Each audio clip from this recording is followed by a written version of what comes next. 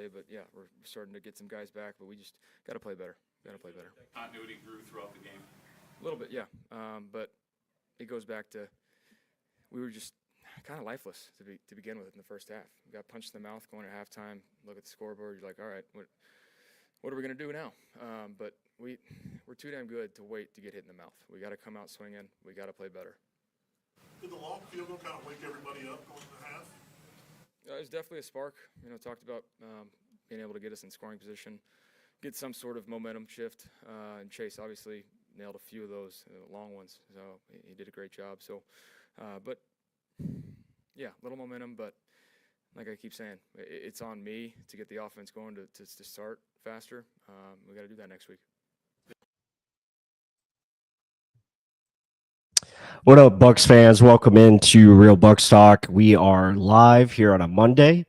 The Buccaneers finally lost a game, as that was going to happen eventually. We weren't going to go undefeated for the season, but they fall to 3-1. 31-25 was the final score against the Eagles. But if you're joining us again, welcome in. We love to hear from you guys. Comments, questions, concerns that you want to bring up. But Mark, this was a game, and I think Baker said it very well. You didn't start fast. You played the best team on your schedule so far. They came out, they started the right way. Obviously, the block punt, you're chasing the game already down 7-0, and from there it just kind of got out of hand. And then you try to make a rally and come up short because of just mistakes on offense that continue to pop up throughout the game. Yeah, it was a combination of all the little things that affected us in the first three games coming to fruition, and a better team that didn't make any mistakes, just winning the game because we gave it to them. Yeah. And literally, your first offense possession, you get a drop, a timely drop by, Chris Godwin, first game back. You got to expect some rust. So, but what you didn't expect was an immediate punt block. Yeah. And the special teams, we're going to talk about that today. And it's been abysmal since the start of the week one, right? Yeah. It started off with Chase missing kicks. Started off the next game, he missed another one. He missed an extra point in the first week too. And then week 3, you get the kick blocked, and that gets returned for a touchdown. And now you get a punt block for a touchdown. So Todd Bowles showed how pissed off he was about that, and how it's not just a player issue, it's a coaching issue. It's all the above on that side of the ball. Yes, Chase is making kicks now. He made a 65-yarder, longest in Bucs history. Yay. You lost the game. You're not really that excited about it. No. That's the biggest number that matters, the win column. But at the end of the day, we got to look at this. It's one loss against the Super Bowl champs from last year. Really good team that didn't make any errors, and we made 3? A fumble, an interception, and a block punt return for a touchdown. So a lot of ass from the Buccaneers, not much positives, because then you have wasted opportunities. Like I said, you get a drop from Godwin. You get the interception in the back of the end zone. You're trying to go for it. Probably should throw it higher. That was like Baker trying to be Mr. Superman in that moment. It looked like it had an opportunity, but it should have been a more safe throw if you're doing that. Because if you score even a field goal, the next time you get the ball, based on how good your defense was doing in the second half, you're looking at taking the lead and holding the lead to win this game. But, I mean, like you just mentioned, though, it's frustrating because it's all the things we did the first 3 games in a nutshell. But you did even worse. You had the turnovers happen. So you can't win games when you turn the ball over that much, especially when those turn into touchdowns. Yeah, I mean, again, well said here by Mr. Everything Bucs, O-line blocking, and on special teams he mentions, and then Baker not taking what's open underneath. And that's, that'll be a big point of topics this week, especially in our film studies. I mean, there has to be a change, and I know Baker trying to make the plays, and if the line protection is there's opportunities where guys are running open. Like, there's opportunities for big plays down the field. There's plays over the middle of the field that we need to start targeting. I think the involvement of the tight end and the running back definitely need to be utilized in a different way because these guys are getting open. And it's you have to find those completions, especially against a good defense that is geared to take away the big play. That's all they're trying to do. It's funny. It's the ironic thing is our 2 touchdowns were 70-yard plays because again, Baker found a way to extend. We had great protection on the Bucky Irving play. That was. We had great protection on the Buka play. So when you factor those in, and if we can bottle those plays where the protection is outstanding, obviously this offense can work. And that's something that this offense had last year. The offensive line was outstanding from year start to year end, like all the way through. So Yeah, no, there was no injuries. There was pretty much no injuries. Your all O-line was all 5 intact. Yeah. The only issue anyone had was, Barton's a rookie. He keeps messing up in the middle. Yeah. Okay, well, Barton played left tackle for 3 games, and you threw him back at center, and he looks like he forgot how to play center because some of those stunts, he had no clue what the hell was going on. Yeah. And I understand how people are getting pissed. It pissed me off because but that's also the Bucs said, I don't want Heck out there. Yeah. Because Heck clearly isn't good enough either. So it's like, yeah, he's not good either. It's a different problem than what Cohen had last year. Yeah, Cohen had the entirety of the offensive line to build a running game, to rely on that running game, and he just didn't have the weapons on the outside. Mm-hmm. Now, you get a weapon back, but he's just back from injury. Abuka's great as a rookie, but he still is a rookie. Mm-hmm. And then Baker's having some inaccuracies that are pissing me off too. It's happened every game. And they were turnover-worthy balls. Like some of the balls like that he threw to like Abuka, he read the blitzing linebacker that was covering him. Instead of throwing to the low, he throws it towards the defender, and Abuka gets his head ripped off. Yeah. And it's an incomplete pass. Oh, we got a punt. It's like things like that. I'm like, dude, what are we doing here? Or like the passes to Otten are behind him. He's been doing this behind pass a lot. Yeah. Even his reads this week were off. And yeah, Cade Otten is running open at times, or just wide open, or middle of the field is open, and he just missed him. And I think it was a combination of thinking too much of the O-line, thinking too much of, we're down 14-0, trying to be hero ball. Baker, which he wasn't like that the first few games. Yeah. Again, when you get down that fast, it almost changes your outlook on the game. You get away from the running game. You get away from the protection of Baker, and you're putting it all on Baker. So I understand it, but also you're getting into rusty football where you're putting it all one-sided, and you're going to end up doing this more often if you keep doing that, especially the turnovers and special team issues. Yeah, I think again the positives were it was great to see Chris Godwin out there. It was great to see Tristan Wirfs look like he's been playing all along. He played pretty good, I thought. Again, hopefully those two can take a step forward going into this week against Seattle, and they can play better. I'm looking at let me see Chris Godwin. Yeah, so again, Godwin had 10 targets in this game. They were trying to get him the football. He only had 3 catches. So that conversion, and the same thing with Abuka. Abuka had 4 catches on 10 targets. So the conversion rate there wasn't very good. Where you compare that to, Bucky Irving, he was 5 for 5. You had 4 targets for Sterling Shepard, 4 targets for Cade Otten. Cade Otten caught 3 of the 4.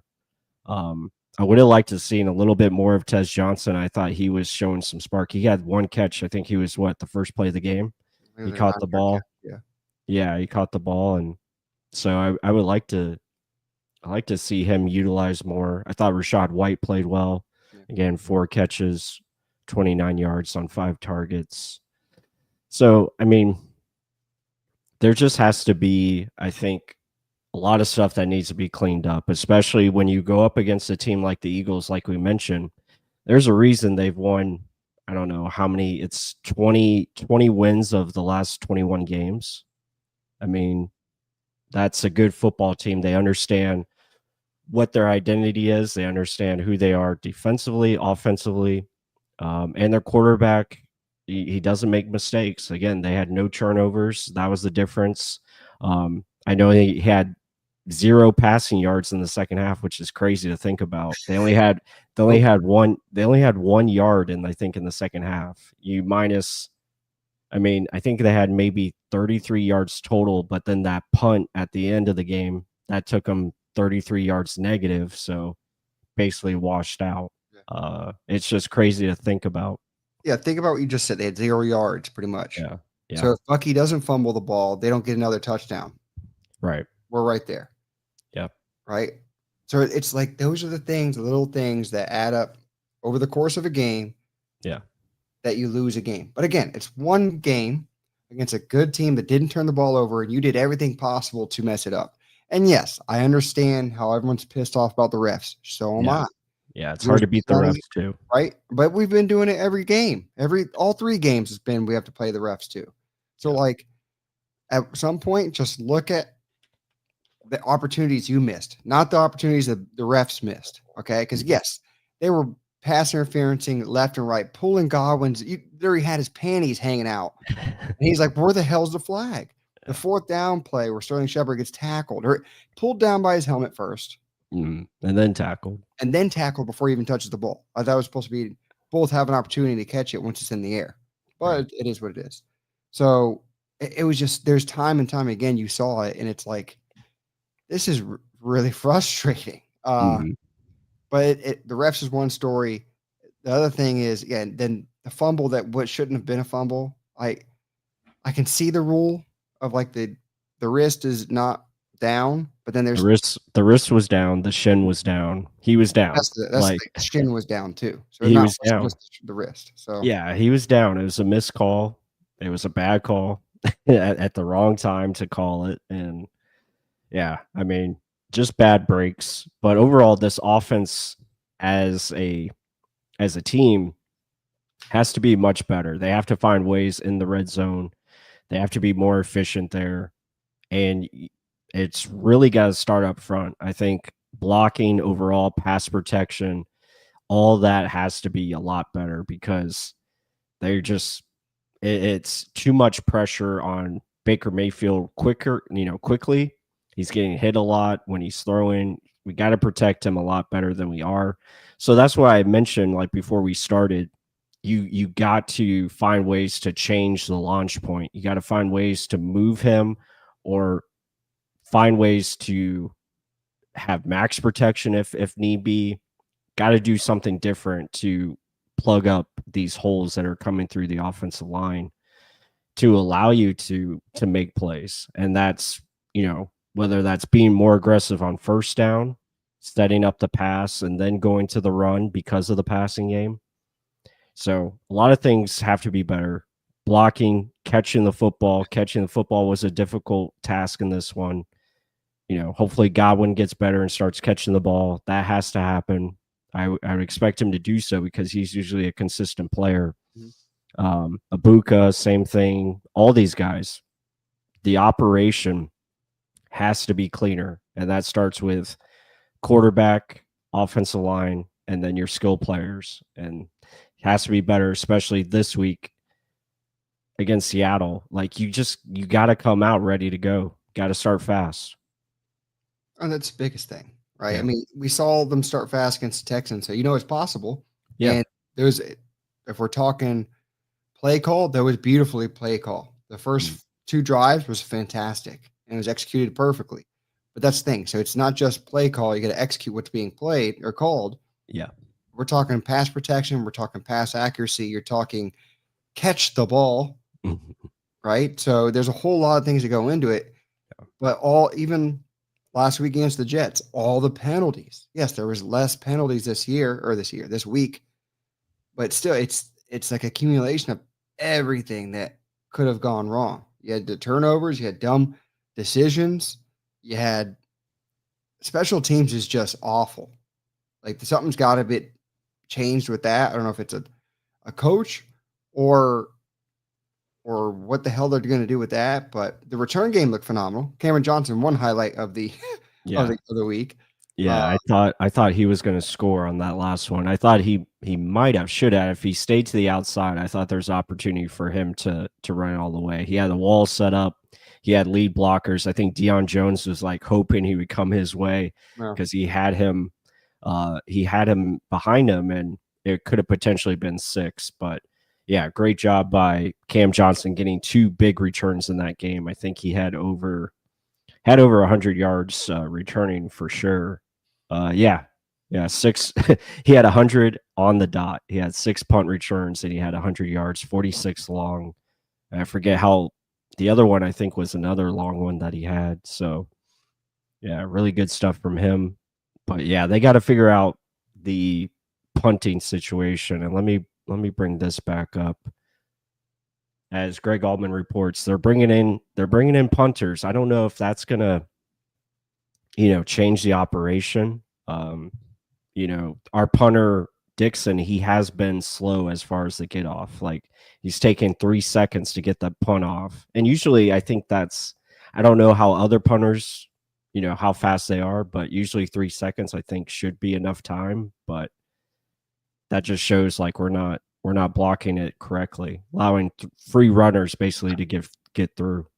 It's a combination of both, right? Yeah. Free runners running in, you're taking a little bit too longer, and then you clearly saw they said rush it up. And what happens when you rush it up? He shanks it, and we get like a 30-yard punt out of it. It's like, Yeah. What the hell is going on? So the special teams issue, block it better, kick it better. It's how simple it is. You have an assignment, you got to do it, right? If you can't pin it inside the 5-yard line, okay, not many can. It's a hard thing, but everyone can block and know what person you're supposed to block and what's coming in front of you, where you're supposed to be.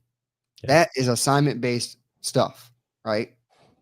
It's more how accurate are we at kicking or placing this thing. That's the hardest part, or the gunner's the hard part. It shouldn't be the blocking part of it. Yeah. Right. So. Yeah, I agree there. Good comment here by KGH for life. Grizzard is learning on the job, but this game there was a lack of creativity. He needs to open up the offense early instead of being methodical. Yeah, I'm kind of with you there. I thought, they tried some creative things. They did a flea flicker in this game, which was interesting. Again, great play by Cooper DeJean on that one, broke on it, almost had an interception. That's what I was talking about earlier. It's like move the pocket, get Baker outside, and give him easy options to throw to, utilize motion like Corey Hall talks about. Godwin will get better. Motion, commit to the run, inside zone or the stretch. There's got to be some variation there I want to see from the play design and make the execution easier. You're having trouble executing right now at a high level. So you got to find ways to make that execution a little bit more in your favor. So that way you can find rhythm. And that's getting back to maybe just a little 3-yard pass or a 5-yard pass here or there. Baker was really good at that last year with the passes completed at 0 yards or less. Like there's a lot of things like he was doing where you were hitting completions and getting yards in the process. So you have to find ways to navigate that for sure. All right. So to some of these points though, so being creative, you're creative if you have consistency on your players. Your whole right side is something new. Everyone went back to their normal position, yes, but they were playing in total different. Think about it. You had like 4 guys, 3 guys switch positions again. Haggard and Heck are just not the best on the right side. No. So you can't get consistency with the roundabout table that we have at the offensive line. Cohen didn't have that. We just discussed that. So creativity means there's things that are different that's going to be happening. You can't get that crazy different when guys can't do the job properly, right? And then you're asking for problems to happen. So you almost have to make it basic. So you can't get as creative. Yeah, that's true. In one sense, I agree, but it's like it's tough when you don't have the horses to run it. So not just necessarily the metaphor of it, but you don't have like literally you can't run the ball because you don't have that. And then yes, he did dump it off really quick, but guess what? They were tackled immediately when they got it in this game. There was multiple times he would dump it really quick, tackle. It was 1-2 yard gains. There was Yeah. no broken tackles, no room to run because that's what they were doing. They were playing up close. And then the second they saw him get rid of the ball, boom, attack. They know their offensive line was ass, so they sent in middle linebacker blitzes, and they usually got in. Barton in those stunts was awful. And I agree with a lot of fans. He played bad. They're like, oh, should he be center? I think he was just so stuck in thinking I'm on an island playing left tackle for 3 games, and now he just totally forgot defensive ends and defensive tackles will stunt too inside, not just outside. Right. So I think a lot of it's just the mental aspect of it. They kind of crapped on themselves on that one. So I don't know, like play call, offensive line. In a nutshell, it's got to work together, but you can't be so creative where you're going to cause yourself to have turnovers because people aren't communicating well. Yeah. Yeah, I think that's a good point again by D Ford here. I think we played a good defense with a good pair of young DBs. It's going to be hard to find mismatches considering we're not at full capacity at receiver. Yeah, I mean, again, we're not very good without Mike Evans. I think we have a record of 3-10 with Mike Evans not playing. So I think last year they were 0-4. yeah, I mean, it wasn't a good combo. And Mike Evans is a big deal. I think he's a Hall of Famer for a reason. Obviously attracts a lot of attention and still a very high skill player that can win. So yes. Yeah, bring him up. Yes. Thank you. Because JC Allen is trying to talk up Logan Hall because he's trying to get on my nerves, but I'm not going to have it. Again, Logan Hall had 1 pressure. Great for him. Hallelujah. He finally beat a guy with his patented swim move that he loves to do. And he still couldn't get the sack. And thankfully, Vita Vea cleaned it up and finished. And also, Elijah Simmons, Elijah Roberts, expect film studies on those guys. They're taking his job. They're taking Logan Hall's job. Logan Hall is not going to be playing much longer for the Buccaneers as far as defensive tackle. He'll be in there on rotation, but the snaps are going down and they're decreasing every week because the dude's just not good. But is pissed. Don't bring up Logan Hall. I don't want to talk about it. Oh. But let's get back to the offense. So I think offensive line in general, I think you got to find consistency there. I think you're right. Graham Barton's definitely got to play better. I think the whole group as a unit has to pick it up, and they got to figure out something. I don't know. Charlie Heck was just so bad. I mean, he was really bad in this game, and I don't know what you do there as far as tackle. Because I guess they're going to put Barton at right tackle now. You can't do that either. At center again. Here we go. You can't put Barton at right tackle because, again, Michael Jordan's hurt, so you can't even put him in at guard. At the rate they're doing it, I wouldn't be surprised. Would not be surprised. I mean, they should just put Chakuma out there and put him at right tackle. Give it a whirl. It can't be much worse. It can't. It just can't. The guy's athletic. He's got long arms to suffice. He can get natural bend. Like, he has to be a better pass protector than what Charlie Heck is showing. I mean, unless they feel he's just way better on the left side versus the right, which could be true. I don't know.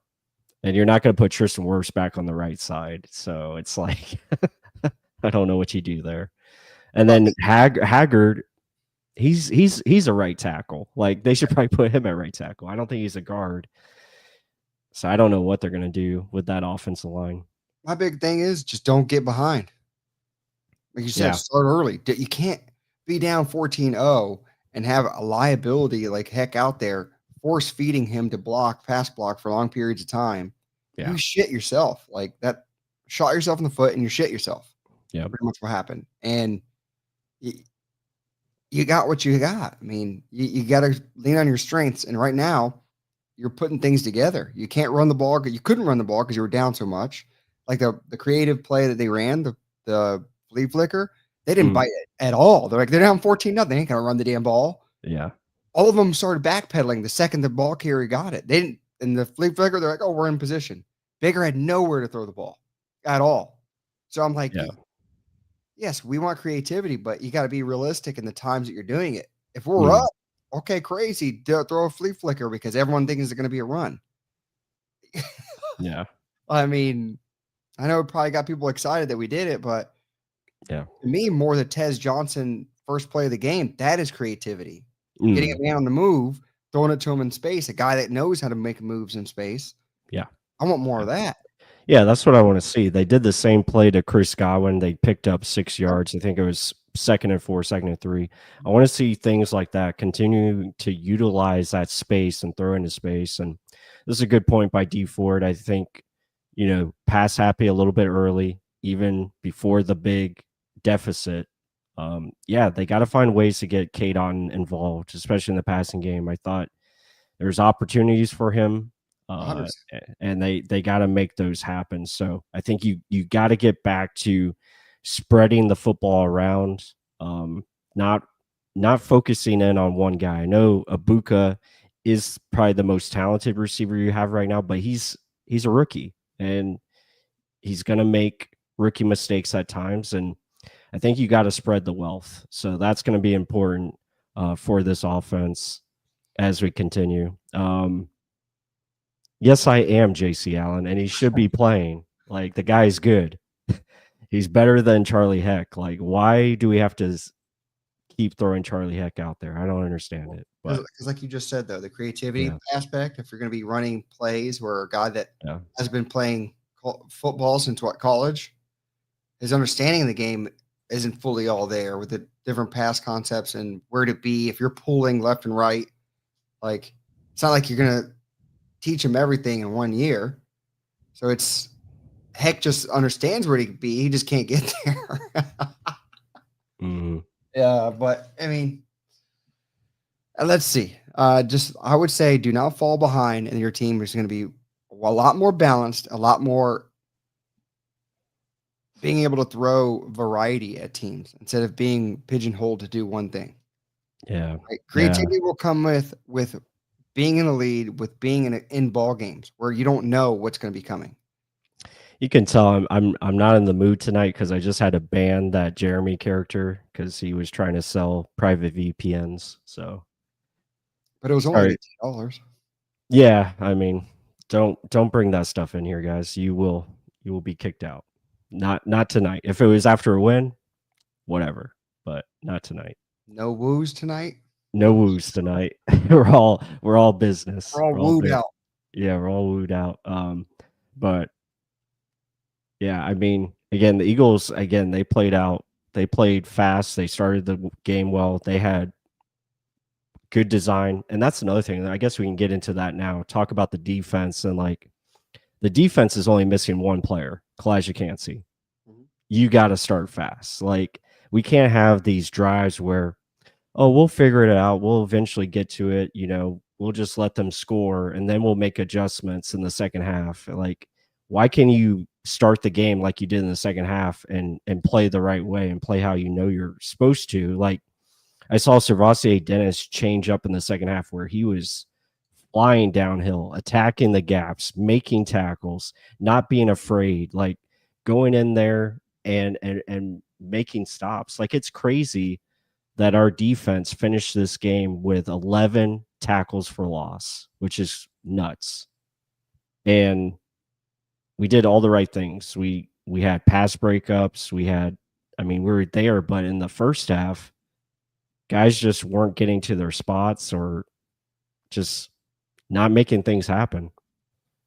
I mean, but so again, taking consideration, the first drive, they're always bad. Yes, it's not an excuse. You got to start fast, just like how the offense should start fast. But you were down 7 points already. You're down 14. And look at the total yards. Like, Hurts had 130 yards. Yeah. And he had a leading rusher again, 62 yards rushing. But that was their offense in that first half. Him pretty much running. There was no really terrible coverage. Like, A.J. Brown did nothing. What did he even have? He had 2 catches for 7 yards. Yeah, So AJ Brown and Devontae Smith. Devontae Smith had their longest catch as a receiver. Well, actually, Dallas Goddard that had was the 22-yarder up the seam. You had Saquon Barkley with a long of 15. That was pretty much it, though. It was, but realistically, their offense was Jalen Hurts just with Jalen running. Hurts running because we didn't contain. And that's something Todd Bowles said. If we Yeah. contain, And Saquon ran pretty well in the first half as well. I think he had one of 10 yards. He did. But he was getting like a consistent 5 to 6 yards, and then they shut him down in the second half. But that's the thing though. Like you Yeah. can't be down that fast and then give up short fields. Yeah. So the fumble and then just the containment of Jalen Hurts. He had one really damn good throw. Don't get me wrong, that Dallas Goddard throw over Levante right before Antoine Winfield Jr. and he took a freaking lick from Winfield. And then it was just, okay, now it's time to stop the tush push. And they just got creative with it. They're like, we're not going innovative, We're not idiots. We've tried this multiple times. So they went around it and they called us on it and they succeeded twice doing the same damn thing. Kudos to them. But realistically, they didn't do anything special. And if the Bucs see them again, which you hope you do, I think it's going to be a different story. It's just, you can't beat yourself. That's all it is. Stop beating yourself, even with your undermanned, not receivers, lack of offensive line. You did it to yourself with the special teams blasphemous error, and then you can't climb up that wall that often. A lot of drops, a lot of miscues. Their defense early on did very, very well, confusing Baker because he was not making the right decisions at times. But overall, they didn't truly do anything to scare you. We weren't truly dominated. It was a lot of miscues on the Bucs side. Yeah. And, good points here by Buccaneer Bryce. I mean, the Mayfield interception, yes, the ball was tipped.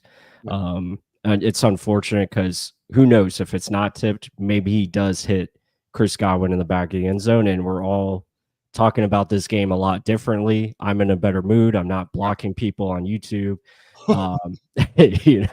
And who knows, maybe we get the 2-point conversion, maybe we don't.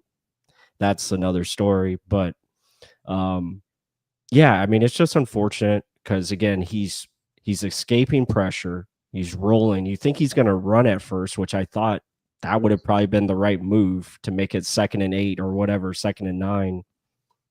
But this is why he is Baker Mayfield. This is why he makes plays. He did it in the first 3 games, and that's why we won, because he found ways to make plays at critical moments. I mean, 4th and 10, he gets a first down by running, eluding the blitz.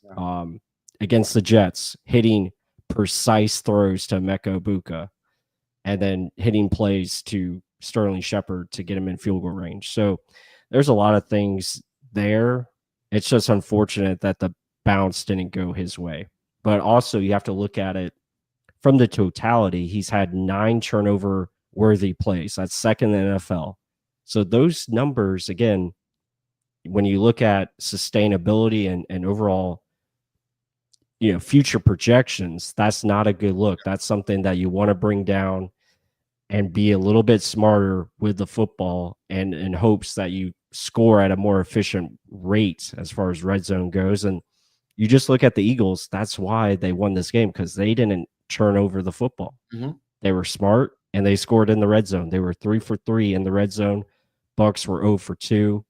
That's the main difference right there. Because that's the biggest thing you always heard with Baker Mayfield. He's a turnover prone guy. Yeah. And then every media outlet says, oh, he's going to return to the mean, return to the average of he throws interceptions, he throws turnovers, he just does turnovers. Yeah. Where, yes, that's why you say turnover worthy plays. Yeah, the defense is just not catching it, or we recovered the fumble that he had.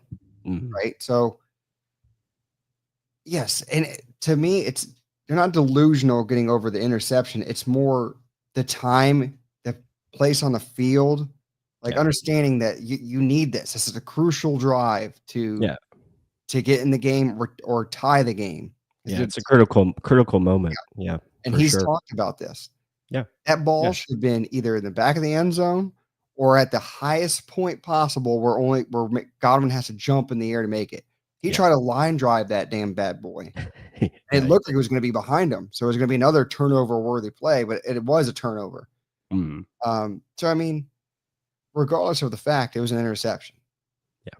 Right. So you learn from it. You keep moving forward. Luckily, it wasn't a zone where he just thought too much and just threw it right to a guy. It was more deflection. Yep. Well, I mean, yes. And I do agree with him. Quarterbacks have that gunslinger mentality, but you got to know the time when to do it, when not to do it. Right. Yeah. And It would be a different story if that was like in the first quarter. We'd be like, oh, okay, trying to make a play, bad luck, it happens. Like, you would have been all right with that. But or you're after the 50. If you're in, you already have points. You had 3 points in your pocket. yeah. Bare minimum. And then it was second down, like you just said. Yeah, Just it was gonna be second down. Yeah. Yeah. So just either sit on it, or like you said, get the 2 yards, or just throw it away. Keep living. Yeah. I mean, it's just situational football, and that's where Tom Brady minds are king. And you got to be able to play that chess match with every team. And he's been doing it. He got away with a lot of it, but it's not like next week he could do something insane again. We're like, okay, Baker, do whatever the hell you want to do. It's not, don't hold back the gun, I guess, gunslinger mentality, but just understand when you can bring that out and when you got to dial it back a little bit. Yeah.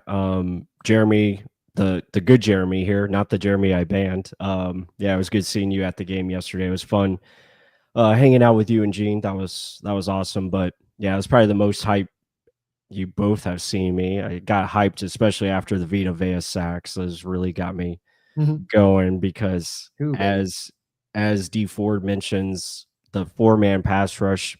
Again, I thought in the second half there was at times where it was a lot better because they weren't really sending a lot of blitzes. It's unfortunate with Hassan Reddick, he went out. Yaya Diaby struggled in this game. They were kind of subbing him and out with Anthony Nelson and Braswell. Also, you have to remember kind of the style the Eagles were playing. They were really running the football heavy in that second half because they were trying to eat clock and then also, just try to, wear the defense down a little bit.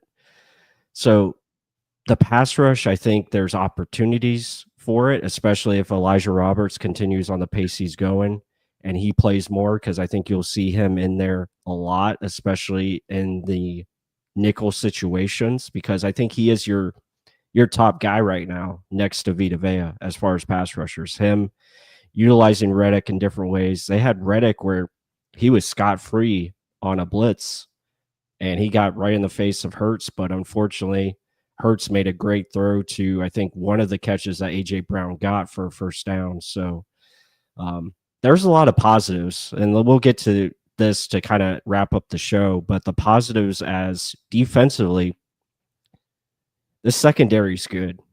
The secondary is good. Like, you have a lot of potential there. Benjamin Morrison, I'm telling you, I've been saying it all off season, going into this season. The guy's a dog, and he is going to be the starter at some point this season. I just feel that.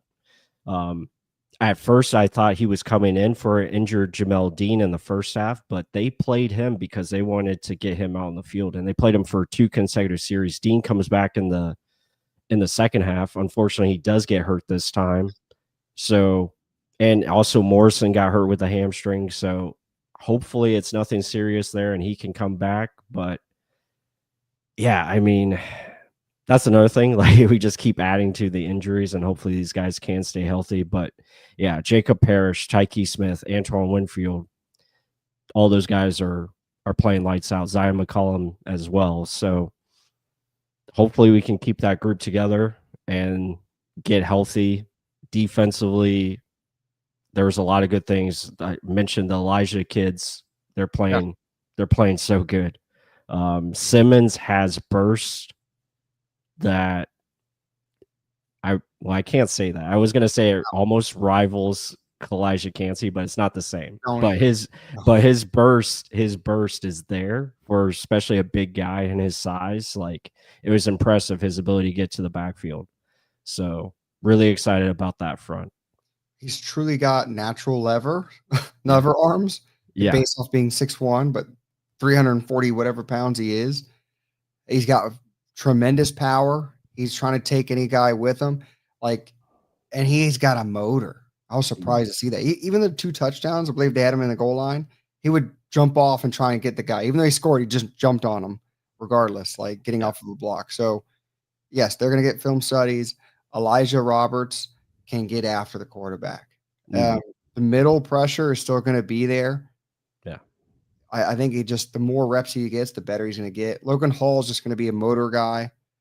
But Elijah Roberts I think is going to turn into something. Yes, he's got to do better against the run. Elijah Simmons has got that down. Yeah. Monster in the middle. So I'm excited to see these 2 guys grow. It's the first time we've ever said we've had interior guys on this team. I think they can actually develop into something. But the outside pressure, if Hassan Reddick and Yaya are out in any capacity, it's going to be hurting. I still have not seen Braswell do much of anything. Yeah. I haven't seen. I mean, Anthony Nelson is what he is. He's just a smart guy. Yeah, Braswell. Pretty much. Yeah, Braswell's one highlight was the fumble play by Hurts, and he, runs and tackles Hurts. Thankfully, I was hoping he would have got the football, but again, we just weren't getting those bounces yesterday. But yeah, I think Reddick and Yaya, they will be good. Again, they've been really good in the first 3 weeks. They were, I think, in the top 10 as far as pressures from an edge group. So you just got to continue to build there. I think Yaya and Reddick will have a good opportunity this week against Seattle's offensive line, which is also another question mark, another issue. So really, it's going to come down in this game coming up against Seattle, which offensive line plays the best. That's usually going to win the game. I think that's what it's going to come down to. And this one should be a fun one to, look at and preview. Again, both teams are 3-1, so this is another good football team. Seattle plays a lot in 12 personnel. That should help the Buccaneers. I think that favors the Bucs as far as what type of base defense and fronts that they like to run at you. And also, they're going to gear up to stop that running game of Seattle because it's really good. Charbonnet and Kenneth Walker, they're tough duo to stop. So we gotta be smart there and get pressure after Darnold.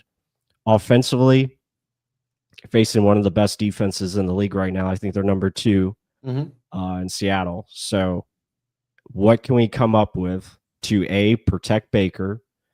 Can we run the football? And that's another thing. We got to utilize more of Rashad White and even Sean Tucker. Like, we got to find ways to limit. I think they're trying to put a lot on Bucky, and I understand Bucky is so damn good. Yeah. But I think you got to lean into that running back depth a little bit more and utilize as much as possible all 3 in different aspects, whether it's Rashad catching, Sean Tucker running, doing different things. Utilize the 21 personnel package. Utilize more of that wildcat that we saw yesterday. Like, do stuff in different ways like that. And I agree with that because no matter what, we need to focus more on the running game. 100%. Like, you got to get consistent with it. Creative. Play action, please. You got to use play action. You can't go into this league not use play action. Oh, that's something we always talk about, even with Brady way back when. So you got to keep doing it. Again, I don't look at this game as the result of the whole entire season or so far right now. It's one game. They've shown a lot of stuff throughout the 3 games. Like you were mentioning, growth. I've seen multiple different things of play development, play setups that they've done. Like even last game against Jets, like the pass rush was coming after them. How many damn screens they throw in that one? Eagles were just playing really close. They couldn't throw that many screens at them. They had to kind of lull them around. And then you're down 14-0 immediately. So it's all situational. So you can't literally just say throw a screen. They're going to jump the screen immediately. DeJean's a badass at that. I know you said don't just target Quinion Mitchell, but some of it is, okay, we got him isolated. Let's just throw it out there because we don't have time to develop certain things. Yeah. So it's like timely when you're going to throw the screen, timely when they called us out on times. So, I mean, overall, again, somehow we made it a game. Yeah. The defense should have shut them out if we don't fumble the ball. But I think there's growth, there's progress. Let's just not go down in a hole so fast. Yeah, agreed. Again, you're sitting at 3-1. I think that's going to be the big test for this team. Can we avoid that losing streak? We're in that middle of the season where the last couple of years it's always, well, here's a 4-game losing streak. Here's a 5-game losing streak, and suddenly you're 3-5 or 3-4. Like, that's what you want to avoid here. I think these next 2 teams that you're facing in Seattle and San Francisco, very winnable games. I think there's opportunities to be had. So it's just up to these guys to let's get as healthy as we can be, and let's execute at a high level. So hoping to see that. I want to get to this question here, talking about Base, Vortex, Hall, and Roberts. I think obviously Vita Vea is going to be in your base package. I think Logan Hall probably will be somewhat of a starter. You look at Greg Gaines, if he can come back, I think he will be in there. I think Roberts, you kind of save him for the pass rushing situations. I mean, when you look at him, he's your best at as far as getting after the quarterback. He's really shown a lot of improvement there. So, yeah, I think that's where they probably lean. And then obviously Elijah Simmons too, I think is going to get more playing time as he gets more comfortable with the scheme and everything. Yeah, but it's not like the second Vea's out of the game, it's non-existent. Like there were plenty of times where they had Vea out of the game. It was Simmons and Elijah Roberts next to each other. Yeah, and they were doing a good job, especially in the second half. So again, it's wild because usually Vea goes out of the game, they gain an extra yard easily running the ball because he's not there. That presence isn't there. But yeah, I'm excited about Grizzard too. It's a lot of it's just understanding. Yeah, like Eric Moreno said right here, not having Mike Evans hurt this game, and plus made it a big point early on. Say yes, he's a guy that gets doubled immediately. No one was truly doubled. They played their base coverage the whole entire game. They were just being more aggressive, clearly getting away with certain flags. Yeah, still, like you got to make the plays that hit the hands. Like I don't understand how the hell Baker got this ball out on third down that he threw the corner to Godwin. It got there. There was a flag that wasn't called, but still it got there. Or he could have made maybe a one-armed catch. Yeah, but there were so many that happened. This game. Yeah, I mean it's tough when you're getting, just derailed by the corner there when the ball's not even, hit you yet. You're getting hugged. You're getting tugged and pulled different directions, and it's just. That's a whole podcast in itself as far as the referees go, because NFL has a big issue when it comes to officiating. It's bad across the league. It's not just the Bucs games. It's every game in this Sunday. Like they're just not doing it. Eric Marino, we appreciate the super chats, my man. Desmond Watson, that's a good question. I mean, there's a chance he could get elevated. I'm happy that he's gotten into football shape and he's actually practicing. We'll just have to see what that looks like. As far as like him as a football player, we did a film study on him. I don't know much what he can offer. Again, he'll take up a lot of space and he can hold his gap. That'll be great. But right now, I think there's better people in front of him, and I don't see them elevating him. I guess I got to ban it. Watson's soft as hell. Yeah. But I mean, let's see, because we got, I don't know how they planned this out, but Greg Gaines is dealing with a pectoral too. We're waiting on an MRI. Could that similar as well, where it's season ending? You hope not. They Right? say it wasn't. Greg Allman said it wasn't a major injury, so there's hope that it's probably just a strain. But who knows how long that's going to take him to get back from that. So yeah, I mean, maybe Watson gets the call up. It just depends because you're probably going to have to call up a corner. You're going to have to call up a corner this week, so probably Bryce Hall gets the call up. Then you have Kendall Vildor. I'll bring up the depth chart and we'll end it after this, just talking this over. Let me see if I can. There we go. So you look at the depth chart, you have CJ Brewer on the roster. You got Elijah Simmons, Elijah Roberts, and I'm happy that they have him as a starter. That makes me so happy. I wish Logan Hall was the backup, but that's okay. But yeah, a lot of good things there. I mean, yeah, Watson, I don't see them bringing him up anytime soon. I think another guy would probably have to get hurt, and then maybe they bring him up, but we'll see. I mean, a lot of it, like, let's see what he can develop into. Yeah, Yeah. like, he's a big, massive body, but he didn't practice at all during training camp. They were mainly saying just get into football shape. So I don't even know if they can bring him up because I don't know if he understands where to be in the defense just yet. Right. Mhm. Yeah, I mean, and that's the other thing. Like, who are we going to have for this week? Dean's questionable with the injuries that he has. Morrison, we'll see. Hopefully he can be back. Christian Izian's a big one because I'm hoping he can step in and play free safety. If Tyke Smith has to go to nickel, Jacob Parrish to the outside. So we'll just have to see how that goes. Eric, man, I'm sorry to hear that about your father. But again, appreciate the super chats. Hope you're doing well. It's good to see you in here.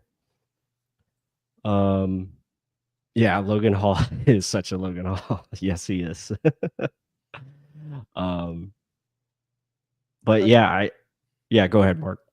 I was going to say, Logan Hall, like you mentioned, I think his reps are just going to continuously go down based off of you're going to see production from these other two guys. It's not going to just be motor because I think that's truly what he's in there for because he knows where to be on defense, even though he can't do it.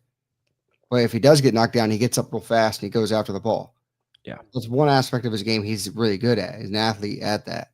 But the more and more you see of Elijah Roberts, and I hope you guys are going to watch some of these film studies we do, you're going to be like, okay, that guy needs to be on the field.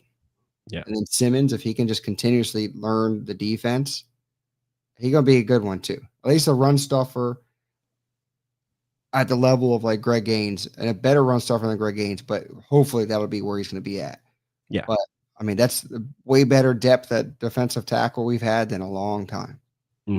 Yeah, for sure. I think it's a blessing, especially it's unfortunate with Kalijah Cansey being out for the year, but to be able to have these guys in the reserve and find guys, we picked up Elijah Simmons off of practice squad and like being able to get him on the team.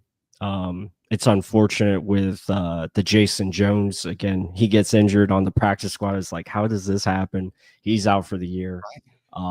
There's way too many injuries. I mean, Tyreek Hill, I just talked to you about it before the live stream, snaps his knee. Lamar Jackson got hurt this week. Like, how many quarterbacks were hurt the first 3 weeks? Like, Brock Purdy got hurt. All the injuries out. Like, it's just nonstop. It's like, what the hell's going on? What's his name? Neighbors, Malik Neighbors, out. It's like, what? I think I mean, it goes back to what you and I have talked about this. The guys just don't train playing football. They don't train tackling. They don't train getting hit. There's no contact in practice. You only get, I think, 11 padded practices throughout the season. So guys aren't practicing football movement or contact or physicality throughout the off season. And if you're not practicing that, your body's not going to be used to the force and the sudden moves and change of direction that you have to make. And that strains ligaments and other things. And like, that is something that that hurts you. But yeah, like, injury wise, do whatever the hell Levante David does. Train with him. If you're on the defensive side, offensive side, for quarterback, do whatever the hell Brady did, right? But longevity, like we need to have some of that. Like I think before Evans' little hamstring issues, I guess just showing his age, sadly. But I mean, overall, that should not have happened. Yeah. Again, like the soft tissue injuries, I can understand, but that's another thing. Like those things you can prevent. Again, it's hydration, it's stretching, it's making sure your body is prepared, and especially when you play in this heat, you gotta stay hydrated. You gotta avoid those soft tissue injuries. Mike Evans, again, you would think he would figure it out, but it just continues to happen for him, unfortunately. Here's a nice little tweet. Booger McFarland, old Buck. Booger McFarland said, Bucs went toe-to-toe with the Eagles without Evans, 2 starting offensive linemen, no McMillan, and they got a punt blocked for a touchdown. Tampa will be at the final table in the poker match at the end of the season. Well said, brother. Well said. Yep, I can see that as well. All right, well, I think that's going to do it for our live stream. Again, we appreciate everyone here in the chat. It was awesome. Thank you. Shout out to Eric Marino. We appreciate the super chats. Appreciate everyone. Krillin, you're awesome, man. Let me see if I can find the one comment that you said that's most important, and I'll pull it up here. I don't know why I didn't pull this up in the first place. I thought I had it up here. Nope, not that. That ain't it. That ain't it. There we go. Hit that like button, guys, and comment your thoughts below. Want to hear from you guys, and let us know how you feel about the team moving forward. What do you expect going into this Seattle game? Love to hear from you guys. And with that said, we'll see you on the next one. Go Bucs.